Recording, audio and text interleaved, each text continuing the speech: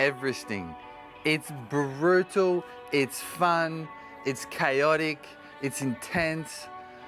So many ways to describe cycling up and down a singular climb until you hit the height of Mount Everest, 8,848 meters. This is what Everesting is, and it's what I just completed. It's insane. So let's start with why I wanted to do it. I wanted to do some sort of challenge that would take about a day, that would push me outside of my comfort zone, but also during a period of lockdown, I was cycling a lot inside. So I thought, right, I'm gonna do something on my turbo trainer on my bike, because I was enjoying cycling at the time, and I thought, yeah, this is a great idea. And I saw that you could Everest virtually. Mt Swift is a climb that's based off Mt Everest in France. So I decided, right, I'm gonna do it. I'm gonna go up and down 8.5 times. For me, it's about a 10-minute descent and then straight back up again. I picked a date about 3 weeks, 4 weeks in advance, set it in the diary, that was it, got ready for it. Well, before I tell you what happened, to start off, I actually did it 5 days late. Why? Because I had technical issues. If you followed me along online during the date, you would know that I tried to go on the Saturday and then my turbo trainer decided to just not work. I scrapped it after 1.5 climbs and I thought, right, tomorrow, Sunday, let's do it. And I went after it on the Sunday and technical difficulties again. My turbo trainer kept disconnecting. I did everything. Recalibrated his turbo, connected to my laptop, and bike's on, we're good to go. And I set off based on my training. So I did about 16 climbs on Mt Swift before I did this challenge, ranging from probably an 85 to 90% effort of 55 minutes, I think. That was my training, about 16 times. And I found a sweet spot where my heart rate was low, my watts were at a level that I was really happy with. I got no complaints. I'm 1,447 meters climbed. And then straight away I could see my heart rate climbing.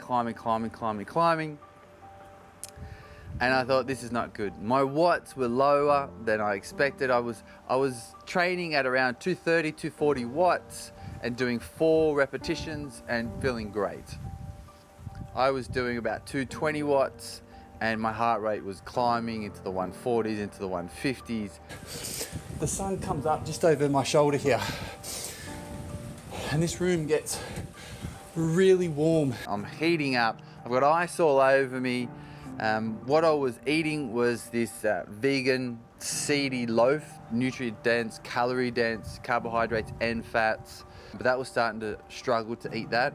My heart rate's getting a bit high. It started to hit 160, which is way too high. Like in training, I'm doing 135s at the top, getting 140 and thinking it's too high. Now I'm hitting 160 and my watts were lower, my power. So I was like, right, I gotta drop this off. So I dropped it off and I did the 4th climb and I was just slow. Added another 15 minutes to my time. My legs started to feel hollow. I was spinning back down and I went to do the 5th one and that's when the wheels fell off. So I'm down, but I'm not out. I'm extremely hot. I've stopped sweating because I'm that hot. So I'm just laying here. My legs elevated, fan, ice pack, and just trying to cool my body down. Probably have a cold shower in a second before I jump back on the bike.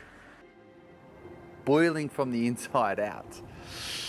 Then after about 20 minutes, which felt like about 2 minutes, I was instructed, is the best way to put it, to go and get into the cold bath that my wife had ran for me.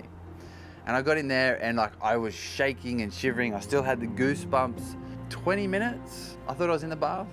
I was in there for over an hour.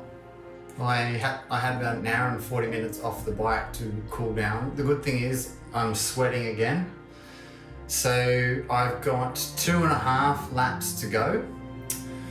And at the end of each one, to try and cool me down, I'm jumping in an ice bath. I wasn't passed out or anything. I couldn't really get the whole concept of time. It was really odd because I came to and I realized, what am I doing laying down? I felt like a little bit normal. I should be cycling. So I got back up, got back on the bike. And then my wife came in and said, "Are you okay?" And I was like, "Yeah, of course I'm okay." And I was pedaling along.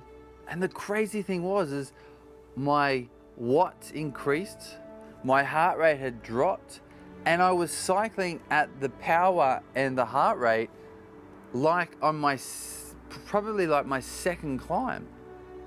And I felt actually quite good. I will say this, what saved me, I truly believe saved me, is one, sitting in an ice bath for an hour and then having all these cold towels on me to drop my core temperature. This stuff here, this saved me. Kid you not. At the top of each climb, for the last 3 climbs, I would suck one of these down. My stomach was swirling and it felt horrible. But I knew I needed to get food down because I still had 3,000 meters to climb. 6th climb done, back into the ice bath.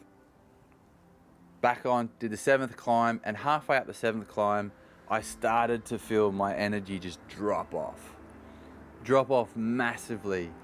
And I always tell myself, when there's one more to go, you can always do one more. And what did help me throughout this time was Spotify. But I found this playlist that was called the Nirvana Radio. Remember the grunge band in the 90s? It got me into this zone, and I just really focused on getting this last climb out. And I come up to 8,800 meters and I knew I was there, and I was excited. And then I got emotional. And for me, this happens at the end of all my big challenges. Not right at the finishing line, not after the finishing line, but it's almost like I get to, whether it's 10 minutes, an hour, or 2 hours before I'm about to finish. And this one was probably about half an hour before I finished. And I started to get emotional, realizing all the hard work I'd put in, the sacrifice my wife made on that day to help me get through, spending 7 hours, got off the bike for an hour and 45 minutes. She supported me through that. I was really proud of myself of not giving up, getting back on the bike. So I had this little emotional period of time when my eyes welled up, and I felt really proud of myself for what I was about to accomplish. And I knew I still had another 20 minutes or so to go after this stage, and I just kept pushing, and I finished. I completed the 8,848 meters up Alpe d'Huez on my 8.5 time, and I kept ticking along until 8,900 meters, but I was done. What's up, everyone? I'm done. Virtual Everesting is complete. Bum sore, feel like I want to throw up. Absolutely roasting. I won't sleep tonight. I'm just overheated. But I'm good. Thank you so much for all the messages, and I asked myself numerous times during today, what if I can? And I just kept going. And it was brutal, it was tough, especially the last 2 hours. But I just kept pushing the pedals, and here I am. I have the utmost respect for anyone who has done an Everesting, whether it's outside or inside.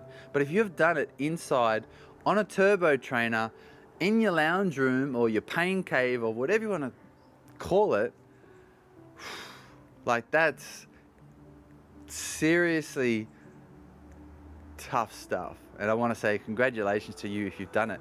If you are thinking about doing a virtual Everest and you have questions, get in touch with me. Leave a comment below for anything that you might want to know.